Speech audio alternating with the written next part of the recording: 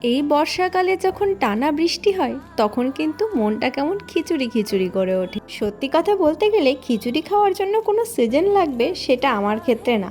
খিচুড়ির অনেক ভাগ রয়েছে, অনেক রকমভাবে করা হয়, কিন্তু বরাবরই আমার যেটা পছন্দ সেটা হলো মুগ ডালের খিচুড়ি। আগে তো ছোটবেলায় যখনই বৃষ্টি পড়তো বাড়িতে খিচুড়ি হতো, তখন খিদেটা যেন আরো দ্বিগুণ বেড়ে যেত। আর লক্ষ্মী পুজোতে পুজো হয়ে যাওয়ার পরে তো আমরা হা করে বসে থাকতাম কখন আমরা খিচুড়ি খেতে পাবো। সব রান্না মোটামুটি করতে পারলেও খিচুড়িটা করতে পারতাম না, আর যেই জিনিসটা খেতে ভালোবাসি সেটা নিজের হাতে করতে পারবো না, তাই নিয়ে ভীষণ আফসোস হতো। তাই আর দেরি না করে মামির কাছে শুনে নিলাম কি করে খিচুড়িটা বানায়। আর কি, যেমন বলা তেমন কাজ। দেখো, খিচুড়িটা কিন্তু আমি করেই ফেললাম। সেদিন খিচুড়িটা আমি একটা নতুন জিনিসের সাথে ট্রাই করেছিলাম, মাছ ভাজা দিয়ে। খিচুড়ি নিয়ে আরো অনেক গল্প আছে যেটা আমি অন্য কোনো একদিন ভিডিওতে বলবো। তোমরা খিচুড়ি হলে কি দিয়ে খেতে বেশি পছন্দ করো অবশ্যই কিন্তু জানিও।